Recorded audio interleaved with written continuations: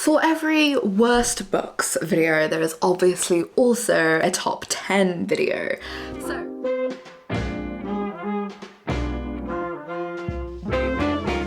So this is my top 10 books that I read in 2023. These are not books that came out in 2023, they never would be. I don't really read new releases like that, but I love a good book, and there was not a lot of good books this year. I can't lie, I didn't really give that many 5s, I didn't really give that many 4s. So some of these, you know, I'm like, I like them, but I don't even know if they'd be like my favorite of all time, but the top like 4 definitely are of all time. The others, I'm like, these were nice, these were fun, these were a good time. And we'll start at number 10 with The Many Deaths of Lila Starr. This is a graphic novel compilation. I think it's like a comic, but it's like a bound up book of like 6 or 7 comics. It's not very long. And this is about death getting fired. So the god of death gets fired because there is a human that's been born who is going to discover immortality. And she is trying to track down this baby who's been born that's going to give birth to immortality and kill him so that she can get back into her own job. This follows a story that is set in India. The story follows Hindu gods, and it's about an Indian man who is going to discover immortality. And I've never really read that much South Asian fiction, and if I have, it's usually set in England or like America. I've not really read that much stuff that's set in India. Like, I've watched loads of Indian films, but I've not really read anything.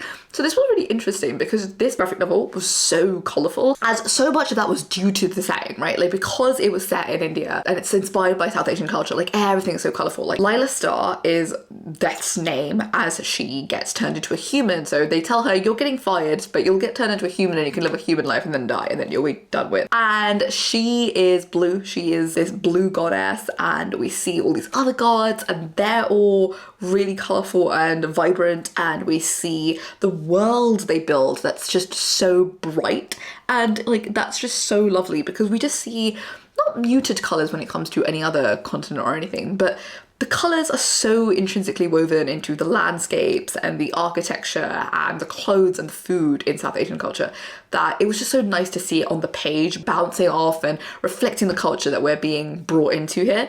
It's a lovely story, it's very interesting, and it's quite funny, like the way that the actual plot plays out. And it's very moving as well. By the time we get to the end, you're really emotional about the story that Lila Starr, as the goddess of death, goes through. It's very lovely. It's a nice emotional read. And obviously I've like resonated it with more than perhaps other people would, just because it is obviously a story about a South Asian god. And we don't really see that, culturally as most, like a lot of other types of gods, you learn about Christianity at school, and I learned about the Norse gods through like Marvel and other things, and Egyptian gods, you learn about that at school.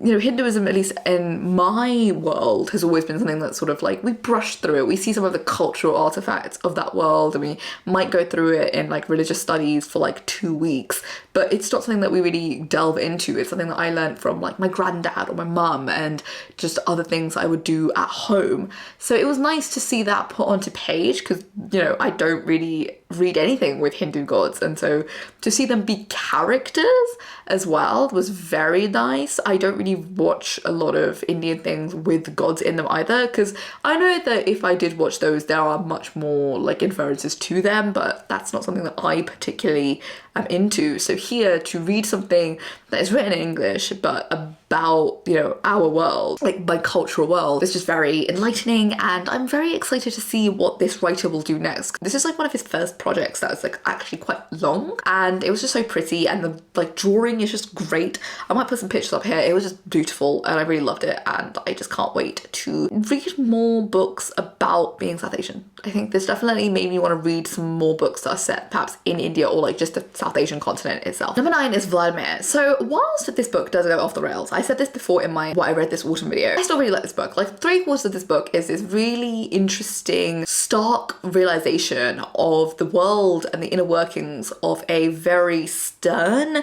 and self-assured 50-year-old woman. And this book is about this woman whose husband has been accused of sexual misconduct at his university. So her and her husband are both professors at this university, and he has been accused, and he is going to like trial like university trial to whether or not he should be kept within their department. He's not going to get tried at like court because all of the women that he's been with have been overage. They're not, it's a consensual relationship. But basically what the students that are coming out against him have been saying are just, he's abused his position of power against us.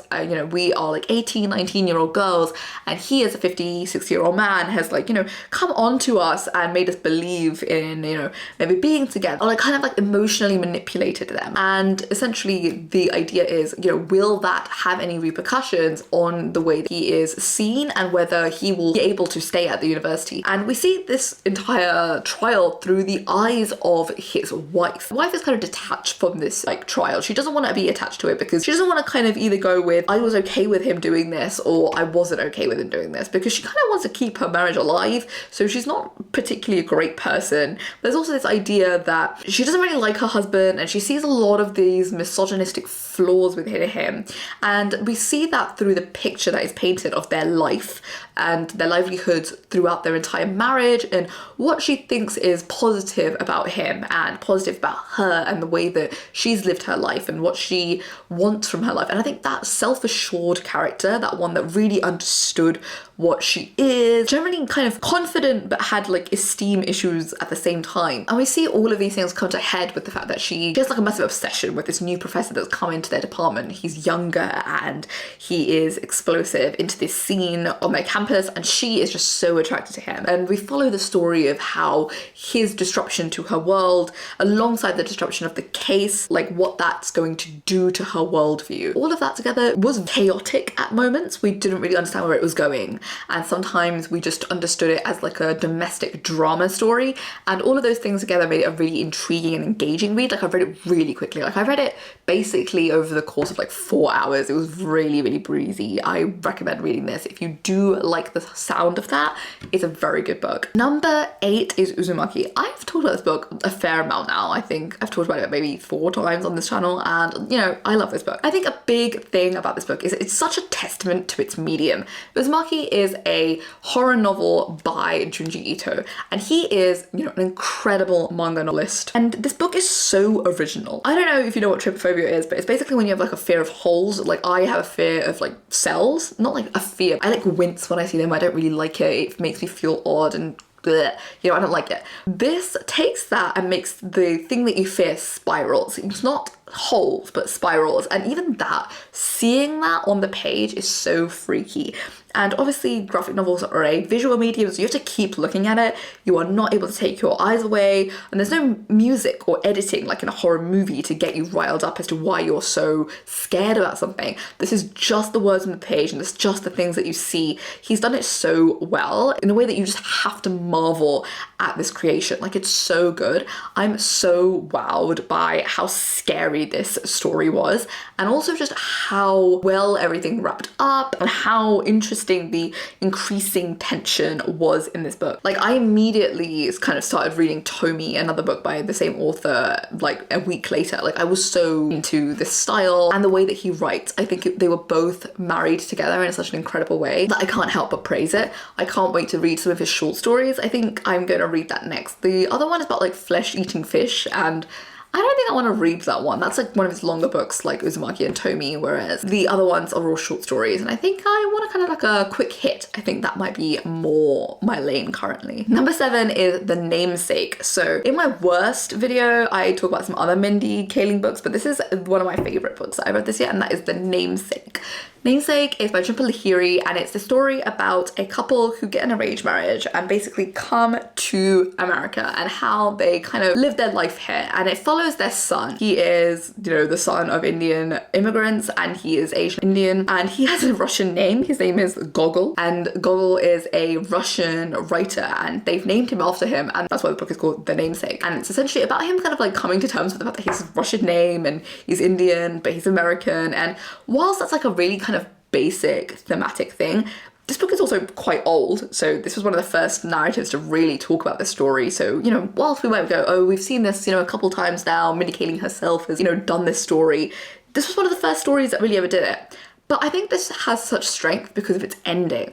I don't know if I want to say anything about the writing. I can't really remember it being like specifically excellent. It was very engaging and well structured. I think that was very quick and pacey, so it was really easy to read. But I think the ending and the plot of the ending and the emotional weight of each character really made this stand out. So the main character and the way that he has a dynamic with his significant others, his sister, his mother, his dad, and the way that the cultural differences of being American and being Indian and being Indian American come together to be so strong and evident in such a powerful way was so important here. Like, it didn't feel gimmicky, or it didn't feel like I was guessing anything that was going to happen. It was really original, this ending, and I really liked that. I liked the way that it sort of subverted our expectations, not just giving us what we thought we were going to get, actually hitting us with another subversion. Maybe that's a bit of a plot spoiler, but I'm not going to tell you what those subversions are. It was just really good. The way that Lahiri takes her time to characterize Gogol is just so important. It really gives us an insight on the inner workings of an immigrant story and how different aspects of each person's life, like class or race or sexuality or even gender, comes together really nicely at the end to tell a very refreshing story on the immigrant experience. Number 6 is Under the Whispering Door. I talked about this quite openly in a couple videos now. I don't want to talk about it in too much detail because I talked about it a lot in my what I've read this autumn video. You should maybe watch that if you want to hear more of my like in detailed opinions. Plus I have another one where I actually did like a reading vlog type thing. Talk about this book in that video as well. The main thing I want to say about this, the way that TJ Klune writes romance is just so incredible. I think romance in this is both light-hearted and comfortable, but also just earned. I think so many stories don't do companionship and flirting and warmth in the way that TJ Klune is able to.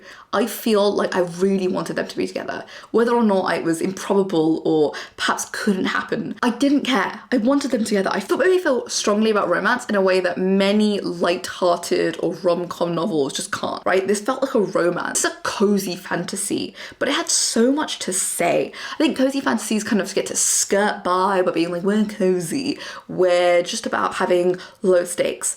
The stakes weren't high here, but it felt so large. It felt like there was so much going on and each character was so well developed. The writing is so serene and it puts you in this mindset where you're like, God, I wish I could just be here forever. I felt so invested in the stakes of this story, even if they weren't very high. I love this book and I've talked about TJ Klune in detail in other videos, so watch those if you want to see my opinions on that. I really loved this book and I just really hope that this type of aching sentimentality when it comes to romance, regardless of how dramatic the plot is just something that becomes a trend, because I'm so done with fleeting nonsense or passionate getting together and just staying together and then getting into fights. I don't care.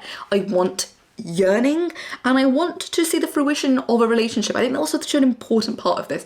The relationship, they get together and they get to be together and we see them be together. That's such an incredible part of this. We don't actually just have to rush away immediately. It was peaceful and tense and poignant all at the same time. Number 5 is The Princess Diarist. So this is one of Carrie Fisher's memoirs. I read all 3 of them. I did a whole video on that. My favorite thing about this one is just that there's a lot of passages in this that I really highlighted. I was like, wow, the writing in this is incredible. So this one is specifically about her time on the set of The New Hope,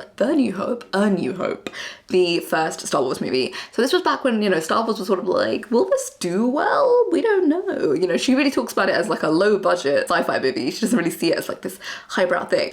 She's lived in showbiz her entire life. Her mum is Debbie Reynolds, who's a very famous 40s actor, blah, blah, blah. She's great. And we have a lot of information about her work and her life in lots of Carrie's other memoirs, but this is specifically also about her affair with Harrison Ford during the filming of the first movie.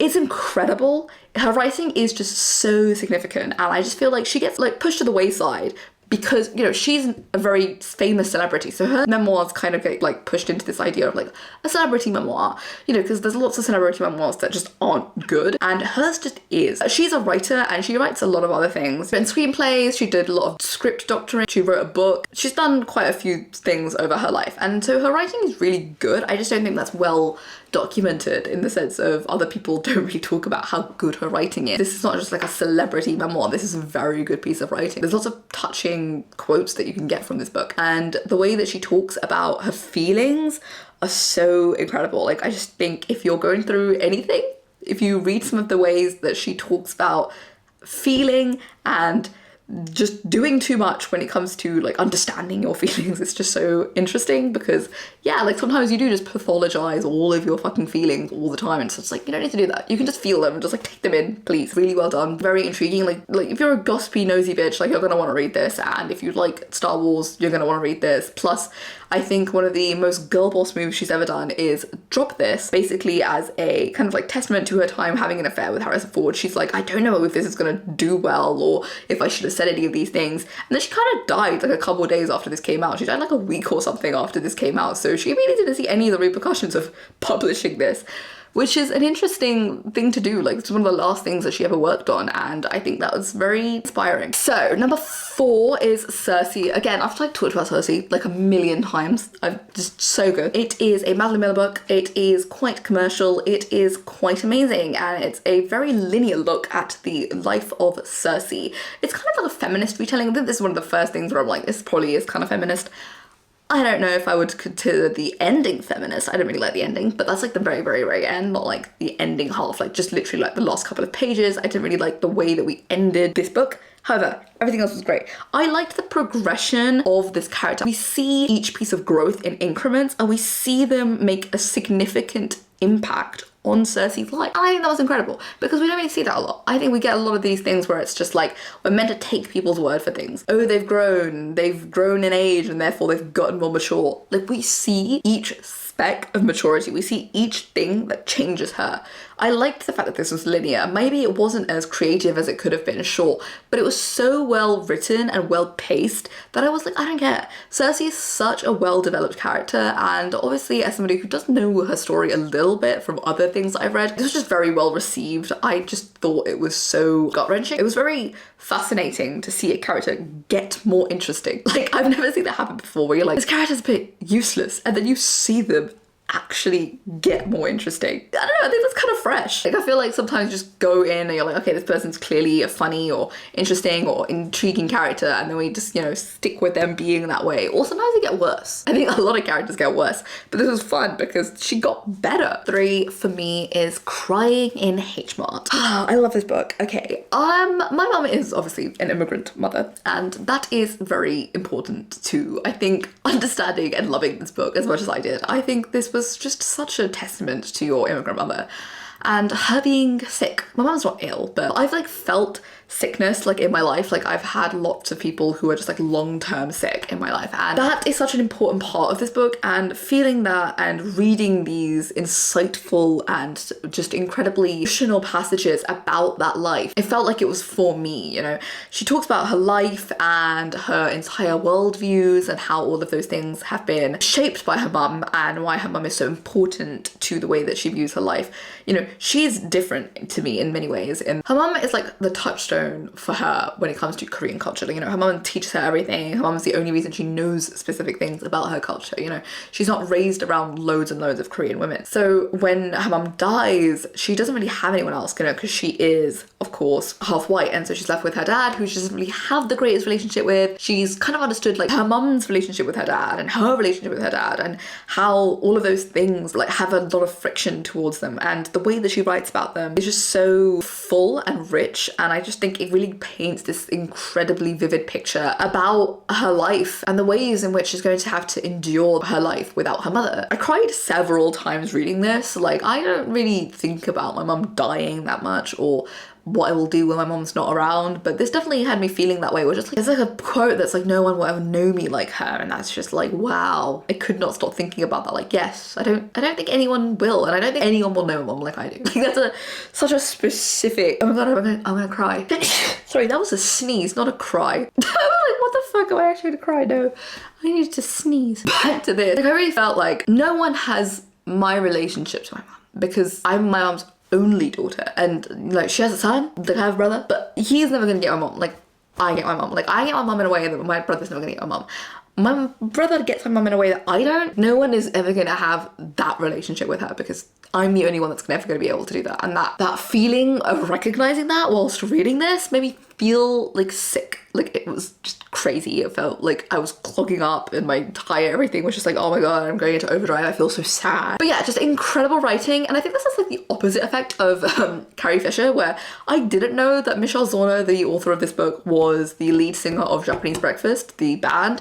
And therefore I was like, oh, this is like a celebrity memoir. I didn't know that, because she's like done work where she's like written. She was like a music journalist beforehand, so she's done some other kind of writing before. But this was like, oh, I didn't realize this was a celebrity memoir. I thought it was just like a random woman. Whereas like with Carrie Fisher, it was like, she's a celebrity and this is a really good memoir. But I was like, this is a really good memoir. Oh, it's a celebrity memoir. Like, had different kind of realizations. But I just realized the top two I actually read for the same video, but the second one is Heaven. I've talked about Heaven quite a lot. I talked about it in my mid-year book freak out tag video, where I was like, it's one of my favorite books. I am looking forward to reading some more books by this author next month. I already talked about that in my everything I want to read in winter video, so I'll put that up here as well. Heaven is about this boy who has a lazy eye and him getting bullied to hell for it. I loved the depiction of bullying in this because it felt violent and visceral in a way that I don't think bullying does in many other things.